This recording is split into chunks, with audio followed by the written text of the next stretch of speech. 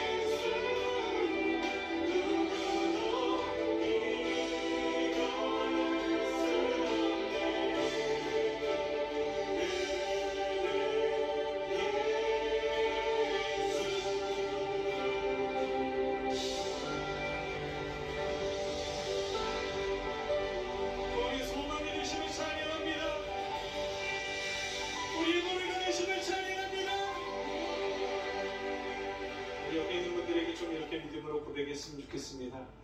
당신의 믿음을 통하여 주님께서 영광을 받으실 것입니다.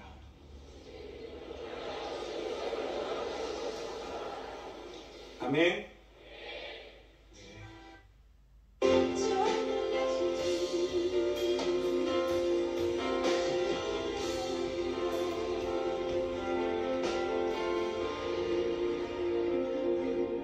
보소서 주님 나의 마음은 선한 것 하나 없습니다.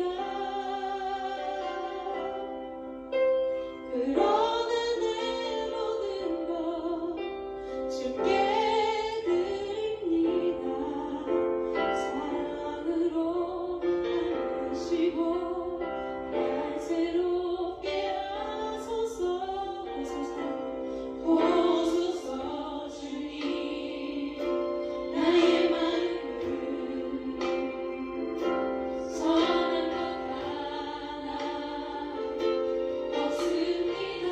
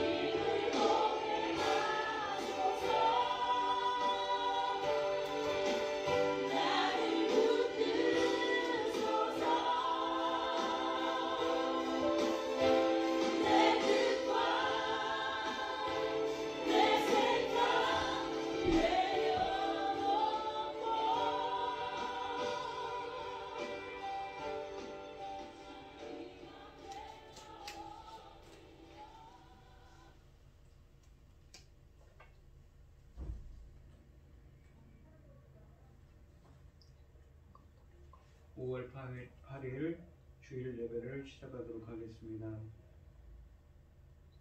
여호와는 나의 목자시니 내게 부족함이 없으리로다. 그가 나를 푸른 풀밭에 누이시며 쉴만한 물가로 인도하시는도다. 내 영혼을 소생시키시고 자기 이름을 위하여 의의 길로 인도하시는도다. 내가 사망의 음침한 골짜기로 다닐지라도 해를 두려워하지 않을 것은 주께서 나와 함께 하심이라. 주의 지팡이와 막대기가 나를 안위하시나이다. 주께서 내 원수의 목전에서 내게 상을 차려주시고 기름을 내 머리에 부으셨으니 내 잔이 넘치나이다. 내 평생의 선하심과 인자하심이 반드시 나를 따르리니 내가 여호와의 집에 영원히 살리로다. 아멘. 참 감사하신 하나님, 저희들을 창세전에 택정하시고 여기까지 인도하여 주셔서 감사를 드립니다. 오늘 예배 가운데 인지하여 주시옵시고 이 예배가 신령과 진정으로 드려지는 예배가 되게 하여 주시옵소서. 이 모든 말씀 거룩하신 예수 그리스도 이름으로 기도드리옵나이다. 아멘. 찬송가 26장입니다.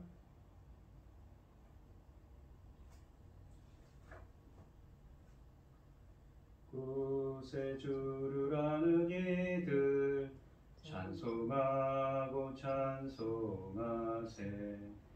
마음과 뜻과 인다하여 경배드리세. 주를 알지 못한 이들 주가 친히 인도하사 그의 피로 구속하니 찬송 부르네.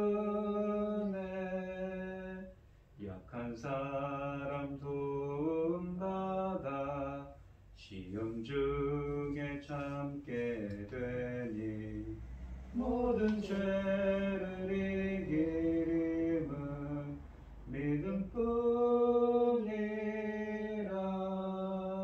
진리 되신 우리 주신 영원토록 변함없네. 성도들아 주를 믿어 길이 섬기세.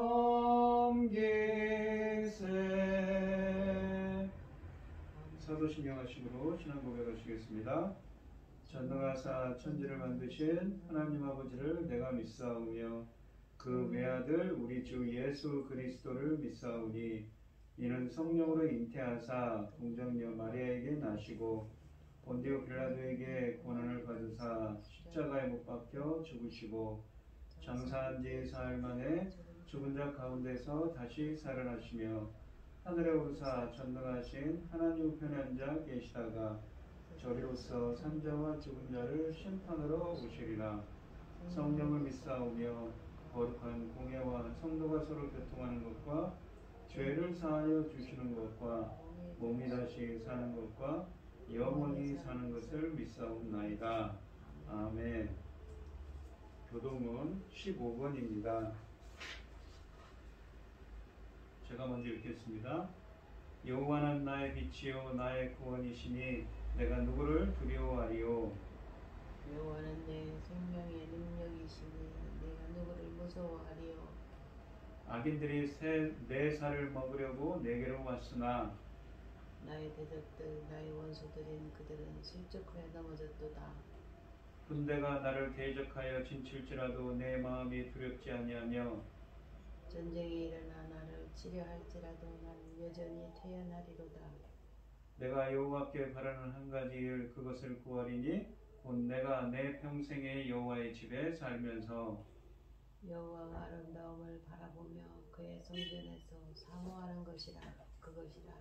여호와께서 환난 날에 나를 그의 추막 속에 비밀히 지키시고 그의 장막 은밀한 곳에 나를 숨기시며 높은 바위 위에 두시리로다. 이제 내 머리가 나를 둘러싼 내 원수 위에 들리리니 내가 그의 장막에서 즐거운 제사를 드리겠고 노래하며 여호와를 찬송하리로다. 아멘. 찬송가 370장 하시고 고현희 집사님 기도해 주시겠습니다. 주 안에 있는 나에게 단 근심 있으랴. 십자가 밑에 나가 내 짐을 풀었네. 주님을 찬송하면서 할렐루야 할렐루야. 내 앞길 멀고 험해도 나 주님만 따라가리. 그 두려움이 변하여 내 기도 되었고 전날의 한숨 변하여 내 노래 되었네. 주님을 찬송하면서 할렐루야 할렐루야. 내 앞길 멀고 험해도 나 주님만 따라가리. 내 주는 자비하셔서 늘 함께 계시고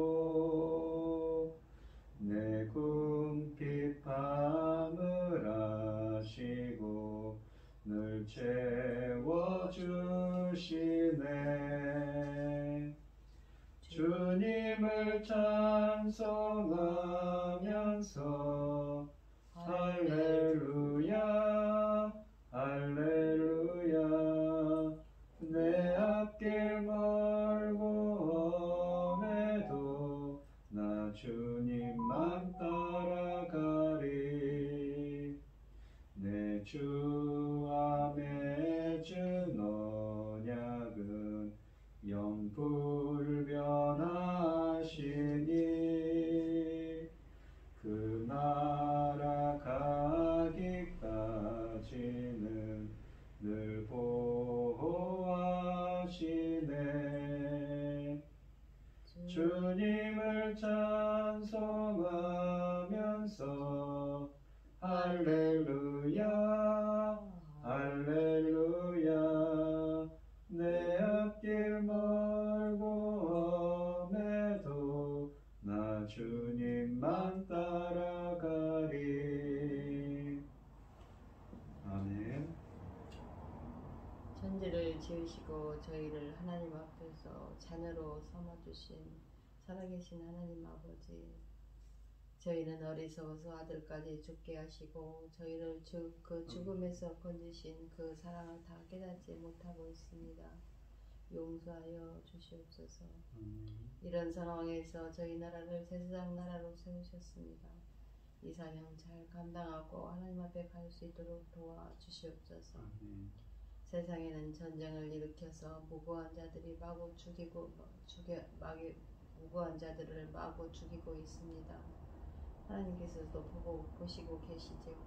그런데 이렇게 전쟁을 일으키는 자들을 벌할 방법이 없답니다. 이런 일이 있을 수 있습니까? 전능하신 하나님께서 처벌하여 주시고 저희는 힘이 없습니다. 아버지 하나님께 기도할 뿐입니다. 이런 어지러운 상황에서 새 정부가 시작됩니다. 저희 나라를 하나님께서 기뻐하시는, 저희 나라가 하나님께서 기뻐하시는 그 길에서 벗어나지 않도록 도와주시옵소서. 지금 이 시간 TV에서는 북한 미사일에 대한 방송을 하고 있습니다.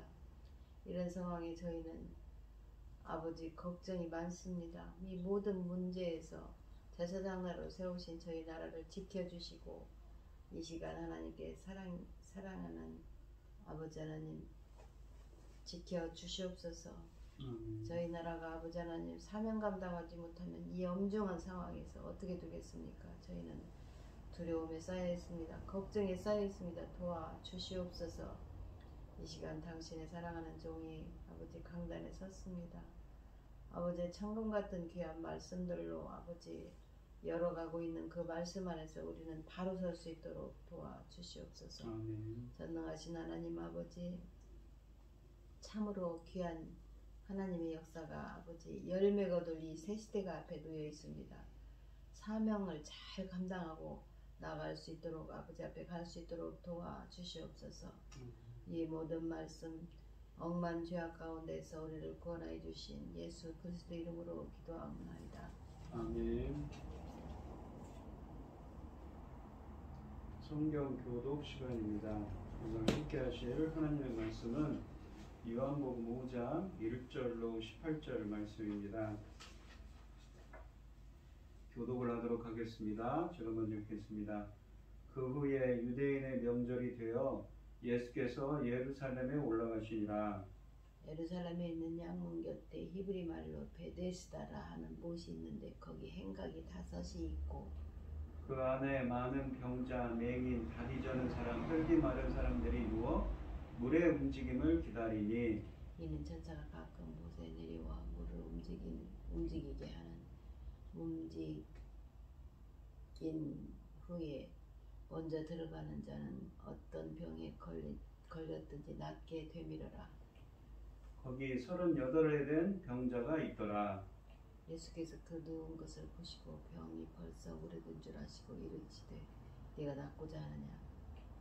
병자가 대답하되 주여 불이 움직일 때 나를 못에 넣어 주는 사람이 없어 내가 가는 동안에 다른 사람이 먼저 내려가나이다. 예수께서 이르시되 일어나 내 자리를 들고 걸어가라 하시니 그 사람이 곧 나와서 자리를 들고 걸어가니라. 이날은 안식일이니 유대인들이 병 나은 자 사람에게 이르되 안식일인데 네가 자리를 들고 가는 것이 옳지 아니하니라. 대답하되 나를 낫게 한 그가 자리를 들고 걸어가라 하더라 하니 그들이 묻되 너에게 자리를 들고 걸어가라 한 사람이 누구더냐 하되 고침을 받은 사람은 그가 누구인지 알지 못하니 이는 거기 사람이 많으므로 예수께서 이미 피하셨음이라. 그 후에 예수께서 성전에서 그 사람을 만나 이르시되 보라 내가 나았으니 더 심한 것이 생기지 않게 다시는 죄를 범하지 말라 하시니 그 사람이 유대인들에게 가서 자기를 고친 이는 예수라 하니라. 그러므로 안식일에 이러한 일을 행하신다 하여 유대인들이 예수를 박해하게 된지라. 예수께서 그들에게 이르시되 내 아버지께서 이제까지 일하시니 나도 일한다 하시매 유대인들이 이로 말미암아 더욱 예수를 죽이고자 하니 이는 안식일을 범할 뿐만 아니라 하나님을 자기의 친 아버지라 하여 자기를 하나님과 동등으로 삼심이로라. 아멘. 찬송가 433장입니다.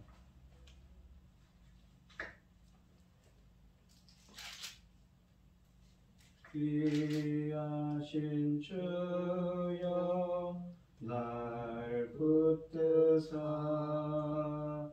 주께로 날마다 더 가까이 저 하늘 나라 나 올라가 구주의 품 안에 늘 안기어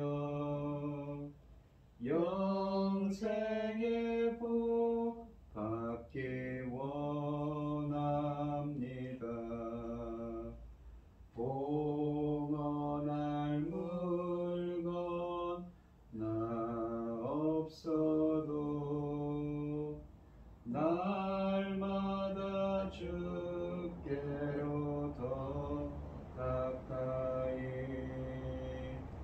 내 죄를 주께 다 고하니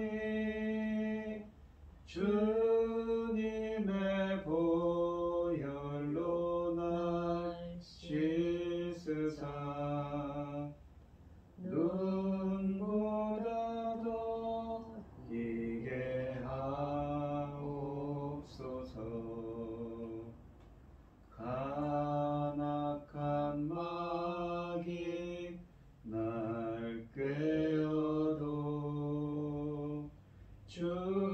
예수 앞으로 더 가까이 이 세상 속한 그 허영심 또 추한 생각을 다 버리니 정결한 마음 내게 늘 주소서. 이 세상 내가 살 동안에 주께로 날마다 더 가까이 저 배는 천국 나 들어가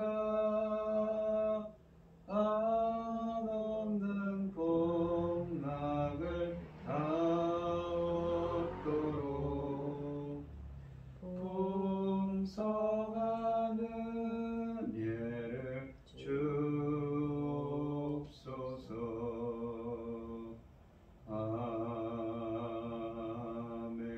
아멘.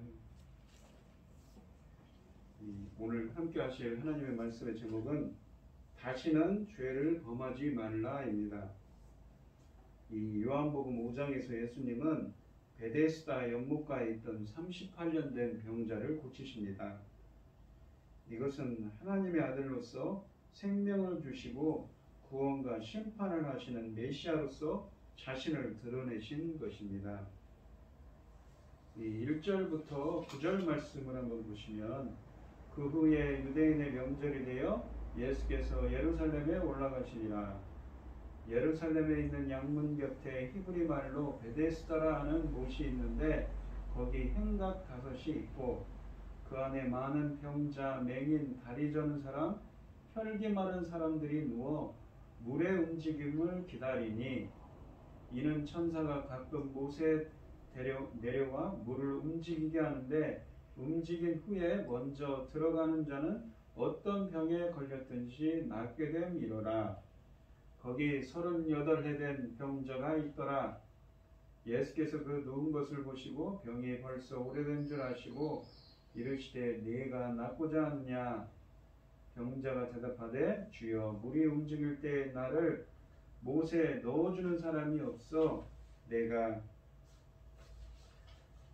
나를 못에 넣어주는 사람이 없어 내가 가는 동안에 다른 사람이 먼저 내려가나이다. 예수께서 이르시되 일어나 내 자리를 들고 걸어가라 하시니 그 사람이 곧 나아서 자리를 들고 걸어가니라. 이날은 안식일이니 라고 되어 있습니다. 이 사건의 이 공간적인 배경은 예루살렘에 있는 양문 곁에 있는 베데스다 연못입니다. 양문이라는 것은 성전의 북쪽에 위치한 문으로서 성전에서 희생 제물로 바쳐지는 양들이 들어가는 문입니다. 2절 말씀에 쓰여져 있는 이 베데스다는 아람어로 히브리어의 바이트 헤세드에서 유래한 말입니다. 그 의미는 자비의 집, 헤세드, 언약에게 관한 신실한 사랑이죠. 하나님의 그 사랑의 집, 은혜의 집 또는 자비의 집을 의미합니다. 베데스다는 이 5개의 주랑들, 그러니까 10주로 만들어진 행각과 남쪽과 북쪽에 분리된 2개의 연못으로 구성되어 있다고 합니다. 2절에 있는 양문 곁에 있는 자비의 집이라는 의미의 이 베데스다는 당시에 양을 제물로 바치기 전에 깨끗하게 씻는 장소로 알려져 있습니다. 이 3, 4절에 들어있는 괄호가 있습니다. 이 보시면 3, 4절에 있는 괄호에 들어있는 물의 움직임을 기다리니 이는 천사가 가끔 못에 내려와 물을 움직이게 하는데 움직인 후에 먼저 들어가는 자는 어떤 병에 걸렸든지 낫게 됨이로라 라는 표현은 이 아이러니한 모습입니다. 왜냐하면 하나님의 자비를 바라는 사람들이 이 가장 자비 없는 행동, 미신을 믿고 있기 때문이지요. 이 연못가에는 많은 병자들이 회복의 소망을 가지고 물이 동하기를 기다리고 있었습니다. 그 병자들 가운데 병으로부터 고침을 받을 수 있는 가능성이 전혀 없는 이 38년 된 병자가 있었습니다. 그는 소망 없이 절망 가운데서 죽음을 기다리고 있었습니다. 이 본문에 나타난 그의 상태를 세 가지로 정리하면, 첫째, 거의 전 생애 동안 병에 걸려 누워 있었습니다. 왜냐하면 그 당시에 수명이 평균 수명이 약 40세 정도밖에 되지 않는다고 합니다. 두 번째로는 자력으로 회복되거나 나을 수 없는 심각한 병에 걸려서 걸을 수 없었습니다. 셋째, 물이 동할 때 들어갈 수 없을 뿐 아니라 자기에게 도움을 줄 사람도 없는 외로운 병자였던 것입니다. 이러한 그의 모습을 보면 회복의 소망이 전혀 없이 병 가운데 죽어가는 사람의 모델로 사용되고 있음을 우리에게 암시합니다. 안식을 누리지 못한 인간의 모습을 보여주고 있지요. 이 병자는 천사가 내려와 못의 물을 휘저을 때 자기가 가장 먼저 물속으로 들어간다면 나을 거라는 희망을 품었던 것으로 보입니다. 그는 일어날 가망성이 전혀 없는 일을 하염없이 기다리고 눈이 빠지게 지켜보는 방식으로 병을 고치고 건강해지려고 했습니다. 이 사람이 우리의 동정을 받을 만하다고 착각해서는 안 됩니다. 성경 어디에도 하나님이 예루살렘에 못들을 만드시고 사람들이 그런 식으로 치료받을 수 있게 하셨다고 말하지 않기 때문이지요. 따라서 우리는 이 가엾은 사람이 무지한 미신을 믿고 헛된 희망을 품었다는 것을 알 수가 있습니다. 예수님은 그의 희망이 헛된 것임을 슬쩍 암시하지만 그는 미신에 너무 깊이 빠져 있어서 자신이 희망을 걸고 있는 대상이 잘못되었을 가능성에 대해 조금도 의심을 품지 않았습니다. 다른 사람들보다 먼저 들어가야 고침을 받는다는 미신 때문에 이기적인 욕망으로 가득 찬 연못가의 모습을 짐작할 수가 있습니다. 따라서 이 자비의 집에 자비가 없는 아주 역설적인 상황이 벌어진 것입니다. 그런데 예수님은 힘없는 한 병자의 오래된 병을 고쳐주시며 진정한 자비를 나타내십니다. 6절 말씀을 보시면 이 예수께서 그 누운 것을 보시고 병이 벌써 오래된 줄 아시고 이르되 내가 낫고자 하느냐라고 물으십니다. 내가 낫고자 하느냐라고 물으심으로써 그가 물가에서 기다리다가 물이 움직일 때에 물속으로 가장 먼저 들어가려고 한 것은 문제가 있음을 보여주십니다. 병자는 예수님의 질문에 엉뚱한 대답을 하는데 병자가 7절에 보시면 7절에 보시면 병자가 대답하되 주여 물이 움직일 때 나를 못에 넣어주는 사람이 없어 내가 가는 동안에 다른 사람이 먼저 내려가나이다 라고 말합니다. 하지만 이 요한은 무엇이 그를 진정으로 치료할 수 있는지 보여줍니다. 그리고 이 베데스다 못가에 있던 병자를 치료할 수 있었던 그 유일한 것이 우리를 치료할 수 있는 유일한 방법입니다. 8절로 9절에 보시면 예수께서 이르시되 일어나 내 자리를 들고 걸어가라 하시니 그 사람이 곧 나와서 자리를 들고 걸어가니라. 이날은 안식일이니라고 되어 있습니다. 그는 치료받기 위해서 움직이는 물을 기다렸다가 가장 먼저 물속으로 들어갈 필요가 없었습니다. 그에게 필요한 것은 오직 이 세계를 말씀으로 창조하신 분입니다. 그분이 말씀하시면 즉시 그대로 되기 때문이지요. 그가 낫기 위해서는 천사들이 내려와서 물을 휘젓는다는 미신에 희망을 걸 필요가 없습니다. 그에게 필요한 것은 예수님의 말씀으로도 충분했습니다. 또한 이 양문이라는 것은 오늘 본문에 보시면 양문이라고 되어 있는 2절은 우리에게 이 10장 7절과 10장 9절에 있는 이 양의 문으로서의 예수님을 생각나게 합니다. 예수님은 양의 문이시기 때문에 우리는 그를 통해 구원을 얻고 생명을 얻을 수가 있지요. 이 10절로 13절 말씀을 보시면 유대인들이 병 나은 사람에게 이르되 안식일인데 내가 자리를 들고 가는 것이 옳지 아니하니라. 대답하되 나를 낫게 한 그가 자리를 들고 걸어가라 하더라 하니 그들이 묻되 너에게 자리를 들고 걸어가라 한 사람이 누구냐 하되 고침을 받은 사람은 그가 누구인지 알지 못하니 이는 거기 사람이 많으므로 예수께서 이미 피하셨습니다 라고 되어 있습니다. 이 예수님이 병자를 치유하신 날은 안식일이었습니다. 9절 말씀에 쓰여져 있지요. 예수님은 병자를 치유하셔서 그를 안식의 세계로 초대하십니다. 예수님 안에 참된 안식이 있음을 보여주지요. 그러나 유대인들은 병 나은 사람에게 시비를 걸며 그를 비난했습니다. 이러한 그들의 비난은 안식일 준수 규칙과 관련이 있습니다. 이 규칙은 성경에 나와 있는 것은 아닙니다. 이것은 유대인들이, 랍비들이 자체적으로 만든 이 미시나라는 이 규정에 나오는 안식일 시행 규칙을 일컫습니다. 안식일에 물건을 다른 곳으로 옮기는 것은 미시나에 따르면 금지되는 것이지요. 유대인들은 10절에서 자리를 들고 가는 병 나은 사람을 비난합니다.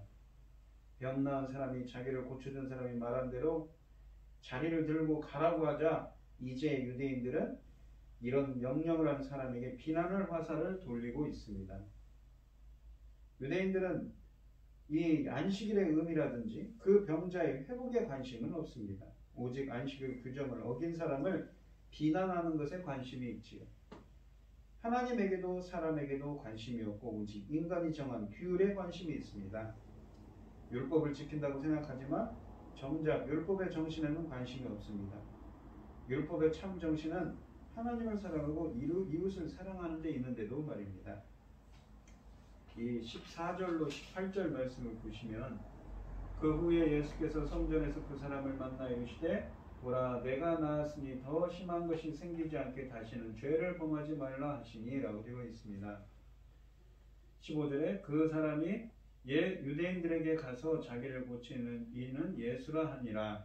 그러므로 안식일에 이러한 일을 행하신다 하여 유대인들이 예수를 박해하게 된지라. 예수께서 그들에게 이르시되 내 아버지에게 이제까지 일하시니 나도 일한다 하시매 유대인들이 이로 말미암아 더욱 예수를 죽이고자 하니 이는 안식일을 범할 뿐만 아니라 하나님을 자기의 친아버지라 하여 자기를 하나님과 동등으로 삼으심이로라. 이 14절에서 예수님은 성전에서 그를 발견하시고 그에게 보라 네가 나았으니 더 심한 것이 생기지 않게 다시는 죄를 범하지 말라고 하십니다. 다시는 죄를 범하지 말라는 예수님의 말씀은 죄와 병의 연관성을 간접적으로 우리에게 시사합니다. 모든 병이 죄로 말미암은 것은 아닙니다. 그래서 이 요한복음의 다른 본문 그러니까 9장 3절이나 11장 4절 같은 경우는 병이 오히려 하나님의 영광을 나타내기 위함이라고 말씀하기도 합니다. 그러나 성경은 또한 인간의 병이 죄로부터 온다는 것을 부인하지 않습니다. 죄는 하나님의 임재로부터 배제되는 원인이며 회개하지 않고 계속해서 죄 가운데 있는 사람은 하나님으로부터 영원히 분리됩니다. 이 38년 된 병자는 죄 때문에 죽을 수밖에 없는 존재, 자기 스스로의 힘으로는 절대 구원할 수 없는 인간을 나타냅니다. 예수님은 그를 온전하게 만들어서 하나님의 임재 앞인 성전에 다시 서게 해 주셨습니다. 성전에 들어가려면 구약의 율례는 어떻습니까? 온갖 부정한 것과 불구인 사람들은, 부정을 범한 사람들은 그 성전에 들어갈 수가 없지요.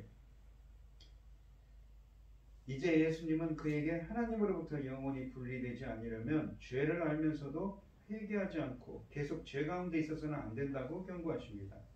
더 심한 것은 29절 말씀에 있는 것처럼 최후의 심판을 가리키는 것임이 틀림없습니다. 유대인들은 자신들이 만든 안식일 전통을 지키느냐 안 지키느냐에 관심이 있었지만 예수님의 관심은 다른 데 있었습니다. 예수님은 한 사람이 그를 믿고 영육간에 온전하게 되는 것을 바라십니다. 그 사람이 육체적인 온전함 외에 이 거룩한 삶에 관심을 가지십니다. 물론 그의 육체적 건강이 그의 거룩한 삶과 연관이 있기 때문이지만 그의 거룩한 삶이 무엇보다 중요하기 때문이기도 합니다. 그의 믿음이 삶으로 드러나야 하는 것이죠. 그의 거룩한 삶이 곧 그의 믿음을 증명합니다. 그러므로 그에게 참 믿음에 거하라고 요구하십니다.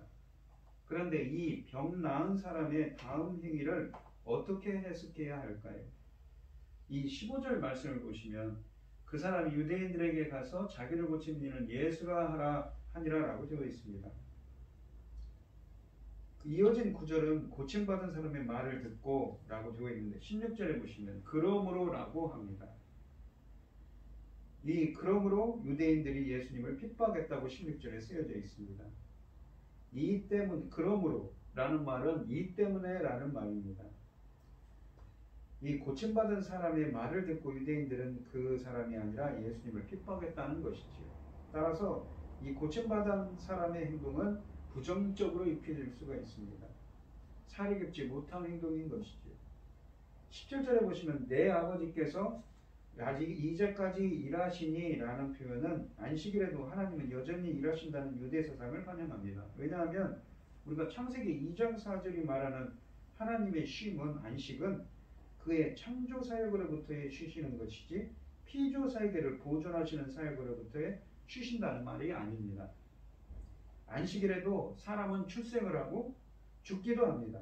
이는 곧 하나님이 여전히 인간의 생사화복을 주관하시며 일하신다는 증거입니다.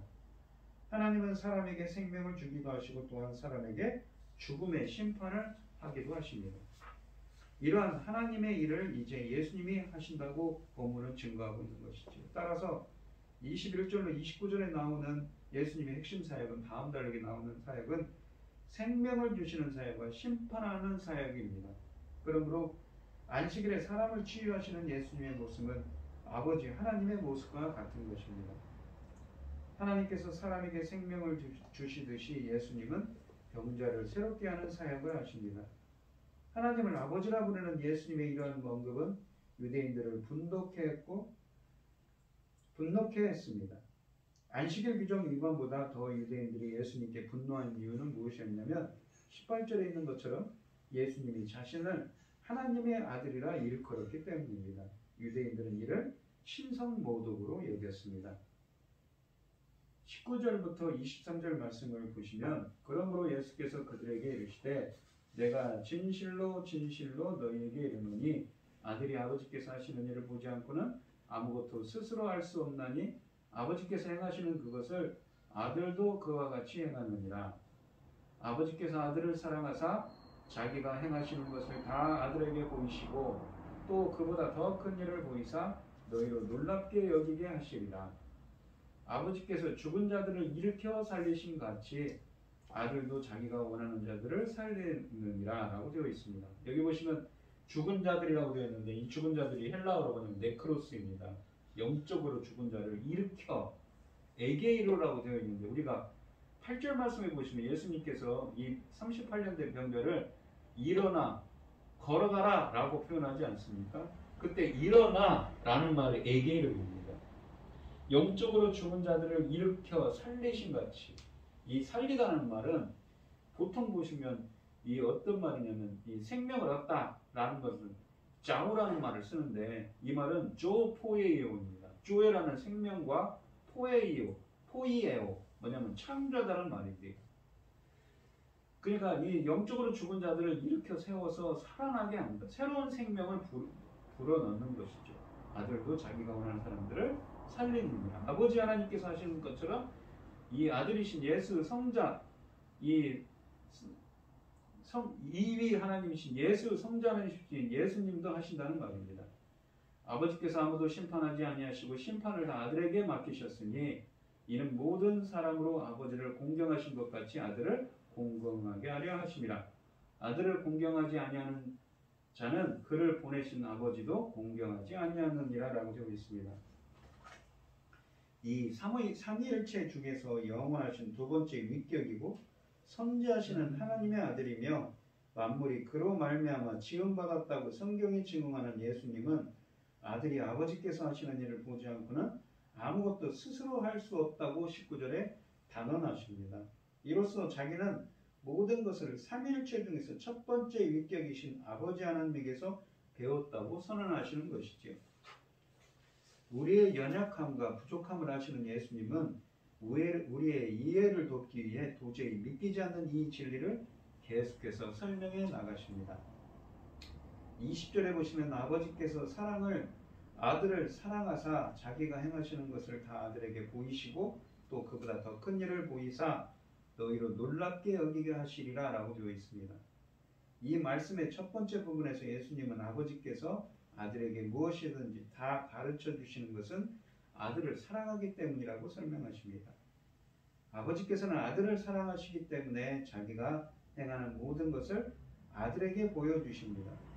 이것은 성경에 오직 성부, 성자 간에만 존재한다고 말해주는 유일무이한 사랑입니다. 왜냐하면 오직 성자만이 그런 사랑을 받으실 자격이 있고 오직 성자만이 그러한 사랑을 감당하실 수 있기 때문이지요. 성자는 무한하신 존재이며 무한한 지성과 능력을 지니고 계시기 때문에 오직 성자만이 성부와의 관계를 누리실 수 있습니다.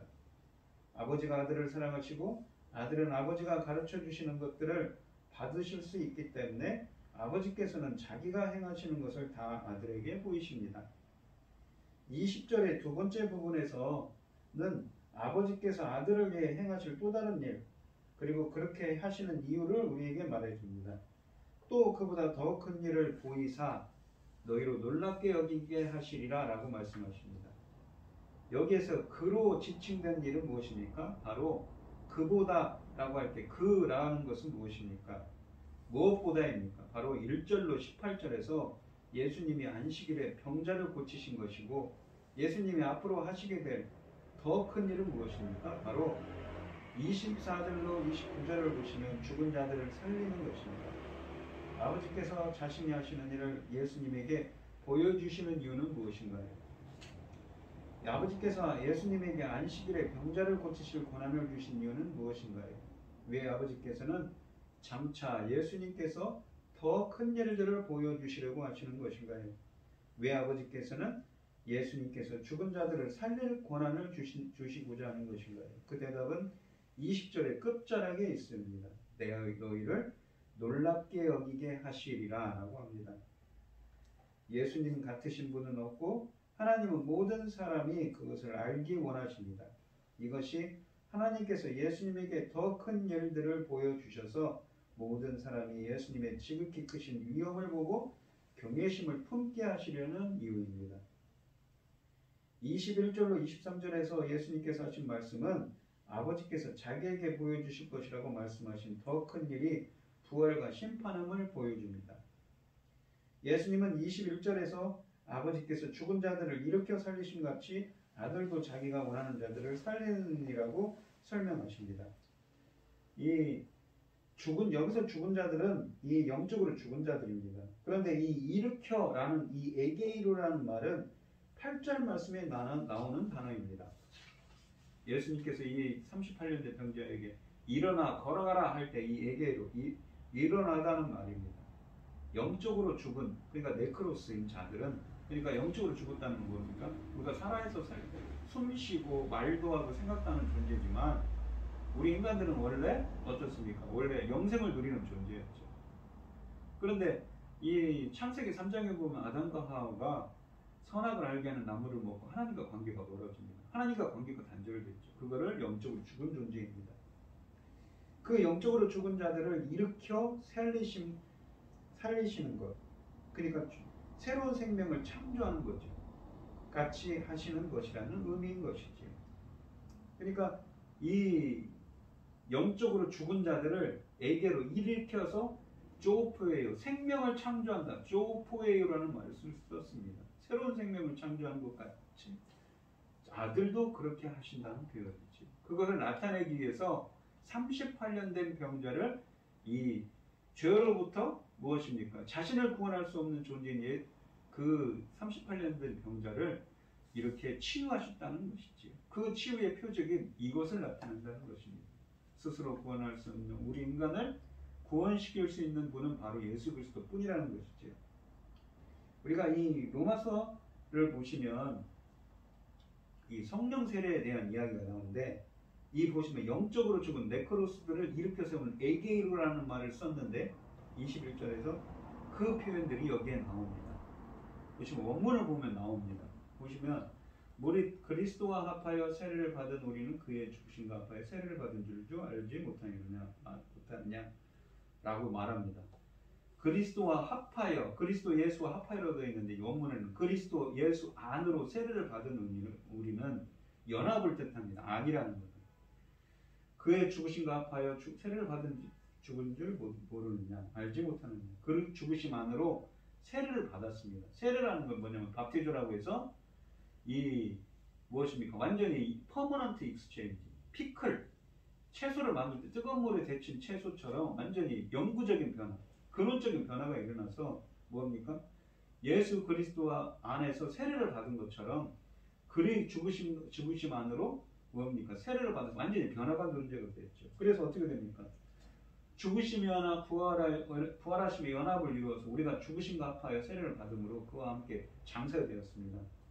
이는 아버지의 영광으로 말미암아 그리스도를 죽은 자 가운데서 살리신 가치라고 되어 있는데, 저 살리신 가치가 뭐냐면 살리시라고 되어 있죠. 사실은 이 요한복음 6장 21절에 쓰여 있는 무엇입니까? 그리스도를 죽은 자 가운데서 살리신 가치라고. 죽은 자가 뭡니까? 네크로스입니다. 네크로스 가운데서 살리신과 같이, 네크로스로부터 에게이로 일으켜 세우신과 같이 우리도 또한 무엇인가? 새로운 생명 가운데서 행하게 하려 하심이라라고 합니다.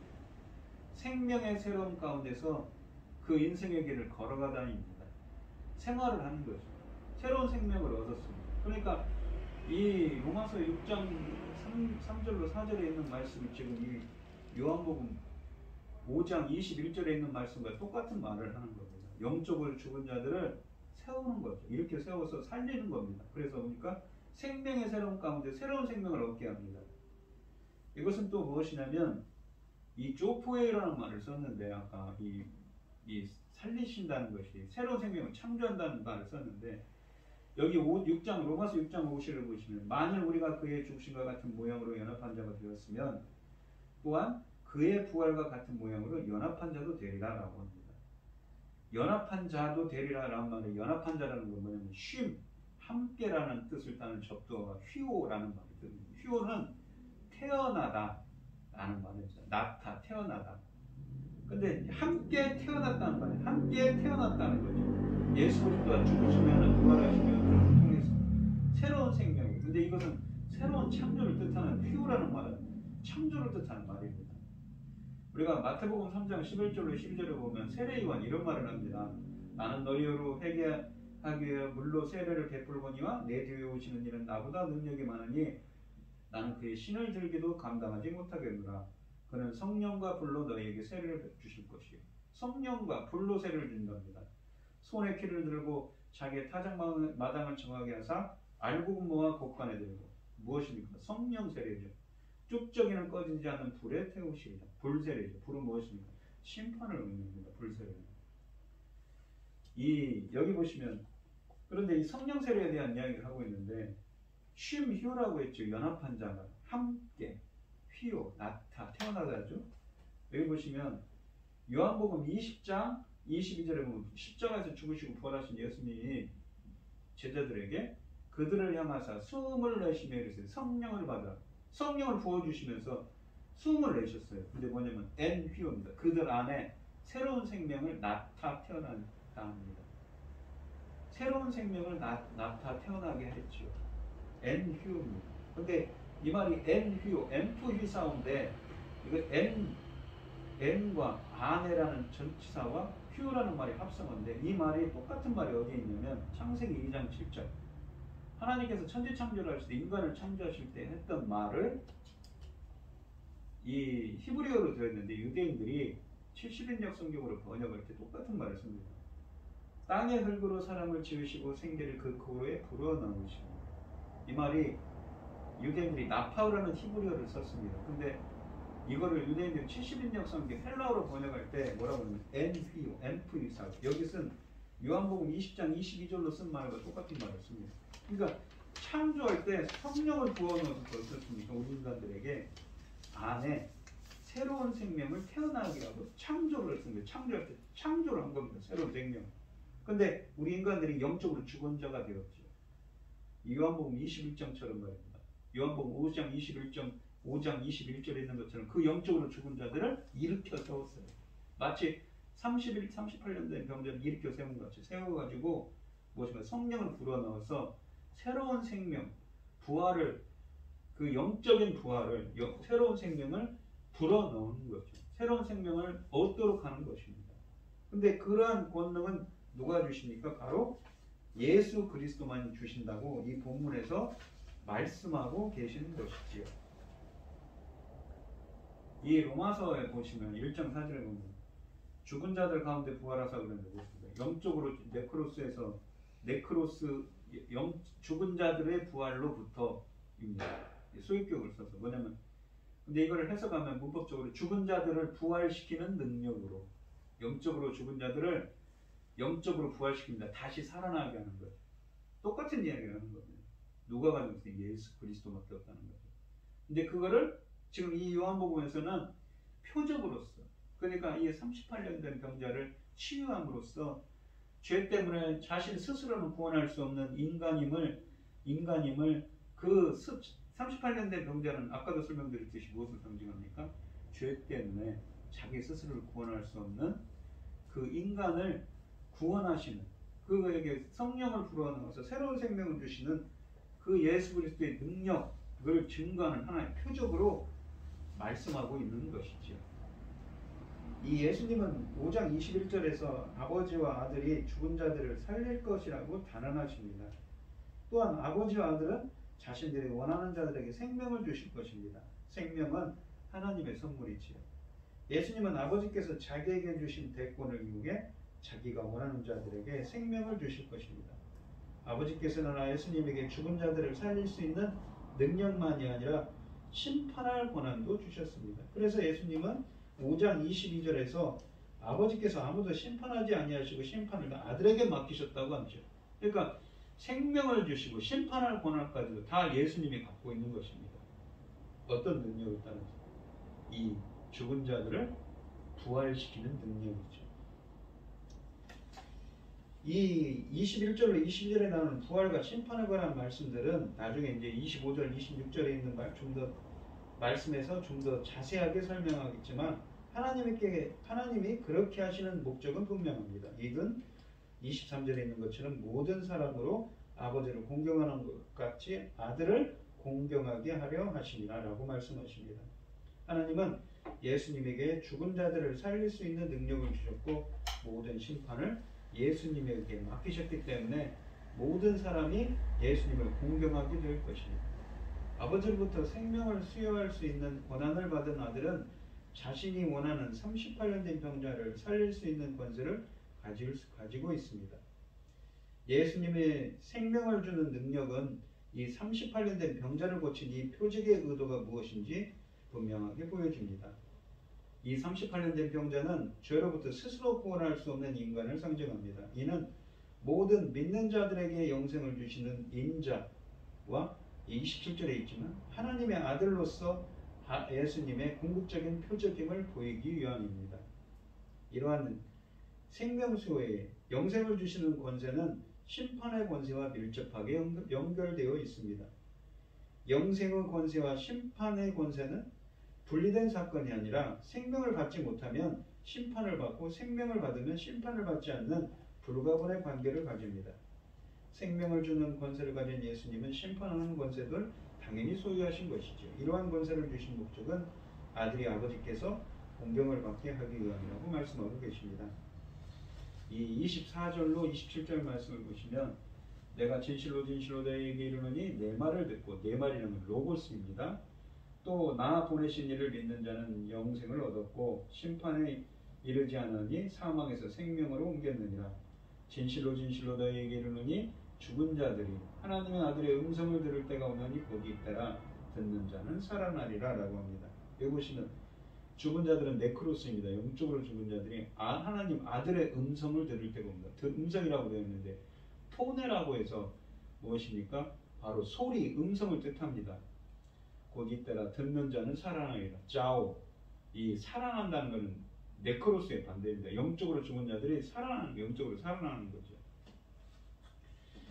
26절에 보시면 아버지께서 자기 속에 생명이 있음 같이 아들에게도 생명을 주어 그 속에 있게 하셨고 또 인자됨으로 말미암아 심판하는 권한을 주셨느니라 라고 합니다. 사람이 어떻게 해야 아버지께서 아들에게 맡기신 심판을 피할 수 있을까요? 요한은 24절에서 예수님의 말씀을 통해 이 질문의 답을 제시합니다. 나 보내신 이를 믿는 자는 영생을 얻었다고 합니다. 예수님을 보내신 이를 믿는 자는 것은 무엇을 의미하는 거예요? 예수님은 천지 지으신 성부 하나님이 아들 예수를 보내셨고 그에게 자신이 하는 일들을 할 수 있는 능력을 주셨다고 선언하셨습니다. 그런데 예수님이 이렇게 제시하신 진정한 현실을 받아들이는 사람은 누구든지 예수님을 보내신 이를 믿는 사람입니다. 예수님의 말씀을 듣고 예수님을 보내신 하나님을 믿는 사람들은 영생을 얻게 됩니다. 예수님은 이것이 지닌 함의들을 24절의 마지막에 나오는 말씀에서 설명하십니다. 그런 사람은 심판에 이르지 않냐하니 사망에서 생명으로 옮겼다고 합니다. 예수님을 보내신 하나님을 믿는 사람은 누구든지 정죄를 받지 않을 것이고 심판을 무사히 통과해서 심판에 이르지 아니할 것입니다. 사망은 그를 주장하지 못합니다. 25절에서 죽은 자들이 하나님의 아들의 음성을 들을 때가 오나니 곧 잇따라 듣는 자는 살아나리라. 이 말씀을 듣고 나사로의 부활을 생각하지 않기는 어렵습니다. 무덤 속에 있는 자가 다 그의 음성을 들을 때가 오나니 선한 일을 행한다는 심판의 부활로 생명의 부활로 악한 일을 행한다는 심판의 부활로 나오리라 라는 28절 29절 말씀처럼 여기에서 우리는 그리스도의 말씀을 듣고 영적인 생명을 얻는 것과 그리스도의 말씀을 듣고 부활하는 것이 서로 연결되었음을 확인합니다. 26절은 예수님이 그런 능력을 갖게 되신 이유를 보여줍니다. 하나님은 친히 이렇게 설명하십니다. 아버지께서 자기 속에 생명이 있음 같이 아들에게도 생명을 주어서 그 속에 있게 하셨다고 말씀하십니다. 이 말씀은 요한복음 1장 4절을 자세하게 설명한 것입니다. 그 안에 생명이 있었으니 태초에 말씀이 계셨고 이 말씀이 하나님과 함께 계셨다고 한다면 하나님이 주시는 생명이 말씀 안에 있지 않은 때는 없었다는 뜻이지요.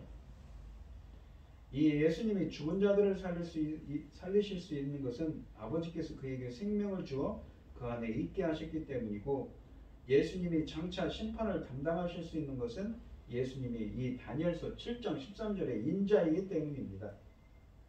그래서 이 요한복음 5장 27절에서는 인자됨으로 말미암아 심판하는 권세를 주셨느니라고 말합니다. 다니엘서 7장에서 하늘 법정에서 벌어지시는 장면을 묘사하면서 이 7장 10절에 보면 심판을 베푸는데 책들이 펴 있다고 합니다. 마치 요한계시록 20장에 있는 표현이 있지요. 인자 같은 이가 그러니까 나라 권세와 나라를 받으셨다고 또한 7장 13절에서 말합니다. 나라의 수반이 최고 법정이고 왕이 심판주입니다. 이사야 11장에서 볼 수 있듯이 거기에서 심판하실 분은 누구입니까? 이새의 줄기에서 난 한 싹입니다. 마찬가지로 이사야서 33장 22절에서는 이렇게 선언합니다. 대저 여호와는 우리 재판장이시요 여호와는 우리에게 율법을 세우시니요 여호와는 우리의 왕이시니 그가 우리를 구원하실 것입니다.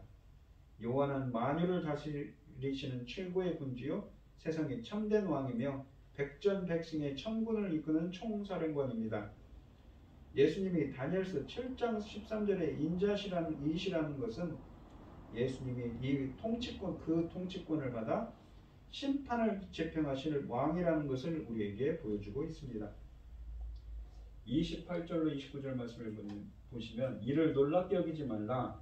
무덤 속에 있는 자가 다 그의 음성을 들을 때가 오나니 음성이라는 건 뭐냐면 아까도 말씀드린 포대입니다. 소리 음성을 뜻하죠. 선한 일을 행한 자는 생명의 부활로 악한 일을 행한 자는 심판의 부활로 나오리라 라고 합니다. 이 요한복음 5장 27절에 다니엘서 7장 13절이 간접적으로 인용된다면 부활한 의인들과 악인들의 운명에 대해서 말하는 이 요한복음 5장 29절에 있는 다니엘서 5장 29절에는 다니엘서 12장 2절이 간접적으로 인용됩니다. 선한 일을 행한 자는 생명의 부활로 악한 일을 행한 자는 심판의 부활로 나오리라. 여기에서 선을 행하는 것과 심판을 피하는 것이 서로 연결되어 있음은 분명하지만 예수님은 방금 24절에서 하나님을 믿는 자는 심판에 이르지 않는다고 선언하신 바가 있습니다. 따라서 생명의 부활은 믿음으로 말미암아 의롭다 하심을 얻은 자들에게 주어집니다. 그들이 얻은 이 의롭다 하심의 근거는 그리스도가 십자가에서 이루신 일이고 그들은 그 일을 힘입어 믿음으로 말미암아 구원을 얻습니다. 그들이 구원을 받았고 의롭게 하심을 얻었으며 거듭났고 하나님의 양자가 되었음을 보여주는 증거는 그들이 하나님 안에서 행하는 선행입니다. 예수님은 현재뿐만 아니라 마지막 날의 이 심판의 권세도 가지고 계시며 28절, 29절 말씀을 통해 알리십니다. 예수님께서는 아버지로부터 생명을 주는 권세와 함께 심판할 권세를 받으셨습니다. 그러므로 현재 예수님의 음성을 듣는 죽은 자들은 살아나고 이미 사망에서 생명으로 옮겨진 자들이며 마지막 날에 생명의 부활을 받게 됩니다. 그러나 믿지 않는 자는 심판을 받게 됩니다. 그때는 무덤 속에 있는 자가 다 그의 음성을 들을 것이며 선한 일을 행한 자는 생명의 부활로, 악한 일을 행한 자는 심판의 부활로 나올 것입니다. 30절에 보시면 내가 아무것도 스스로 할 수 없느라 듣는 대로 심판하노니 나는 나의 뜻대로 하지 않고 나를 보내신 이의 뜻대로 하려 함으로 내 심판은 의로우니라 라고 말씀하십니다. 그러니까 나를 이제 하나님의 뜻대로 예수님은 행하신다고 하는 것이죠. 이 오늘 본문 말씀을 보시면 아까도 설명드렸듯이 38년 된 병자가 있습니다. 근데 이 표적을 행하신 이유는 그 38년 된 병자를 치유하신 일은 무엇을 뜻합니까? 바로 스스로 구원할 수 없는 우리 인간들을 뜻하죠. 그 인간들이 이 영적으로 죽은 자들을 다시 부활시키는 능력은 누가 갖고 있습니까? 살아나게 할 수 있는, 영원한 생명을 불어넣을 수 있는 분은 바로 예수 그리스도, 하나님의 아들이신 예수 그리스도밖에 없다는 말씀을 이 본문 말씀을 통해서 요한복음 5장이 증거하고 있는 것이죠. 예수님께서는 생명을 주시는, 구원을 베푸시는 은혜, 권능도 있지만 구원과 함께 심판의 권능도 갖고 계신다는 것을 알 수가 있습니다. 예수님은 하나님처럼 사람들을 심판하십니다. 심판하시는 하나님의 권세와 능력이 예수님께 있습니다. 그러므로 그 권위에 합당한 영광을 올려드려야 하는 것이죠. 구약에 등장하는 모든 선지자들보다 탁월하신 예수님의 위대함이 여기에 있습니다. 그분은 하나님으로서 생명을 주실 뿐 아니라 사망의 심판을 행할 수 있는 분입니다. 그러므로 이런 예수님을 믿는 것이 영생을 누리는 길인 것이지요.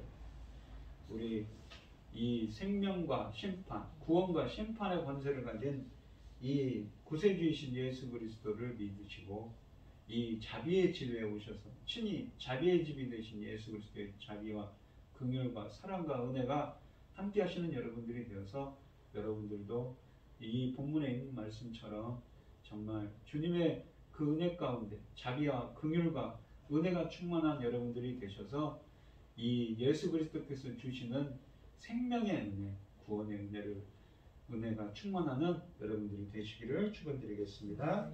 기도하겠습니다. 하나님 아버지 감사합니다.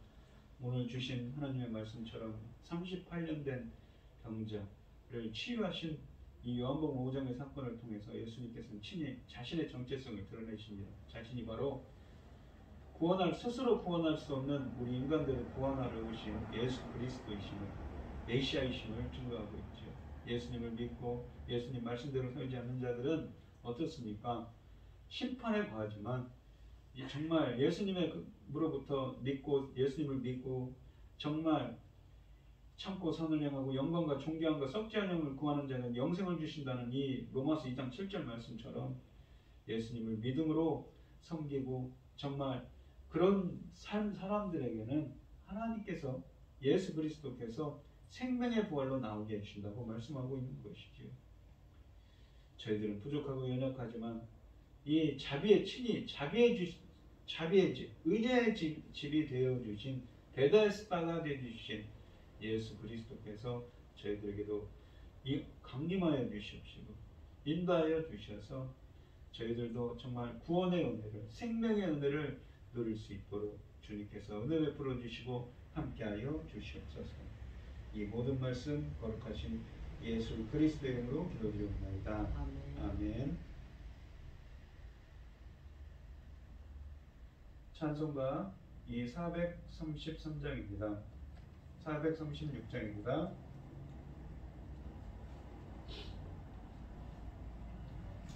나 이제 주님의 새 생명 얻음모 옛 것은 지나고 새 사람이로다.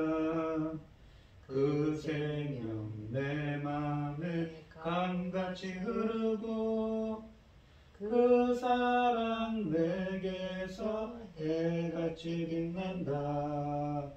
영생을 누리며 주 안에 살리라. 오늘도 내일도 주 함께 살리라. 주 안에 감추인 새 생명 얻으니 이전에 줬던 것 이제는 값없다.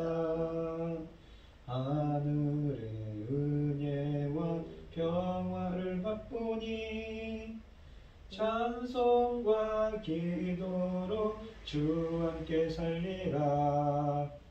영생을 누리며 주 안에 살리라. 오늘도 내일도 주 함께 살리라. 산천도 초목도 새 것이 되었고 죄인도 원수도 친구로 변한다. 새 생명 얻은 자 영생을 누리니 주님을 모신 맘 새 하늘이로다. 영생을 누리며 주 안에 살리라. 오늘도 내일도 주 함께 살리라.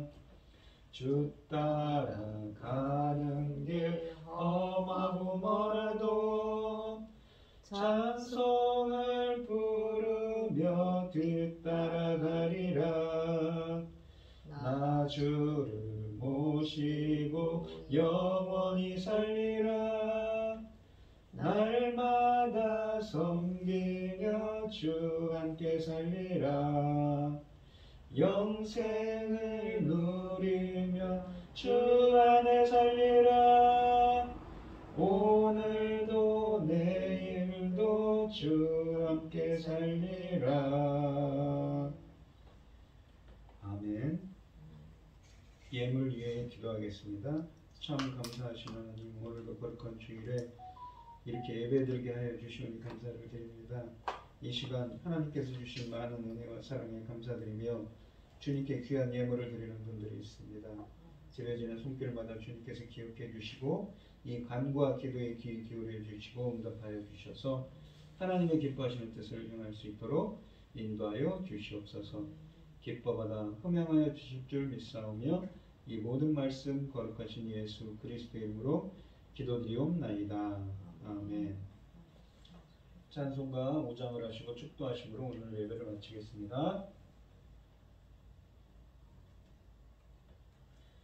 이 천지가 만물들아 복 주시는 주 여호와 전능성부 성자 성령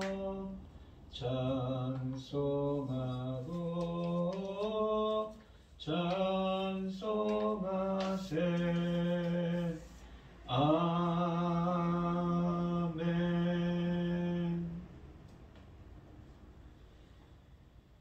이제는 우리의 구속주요 심판주이신 주 예수 그리스도의 은혜와 하나님의 극진하신 사랑과 성령의 교통하심이 성도들 머리머리 위에 이제로부터 영원히 함께 있을지어다. 아멘.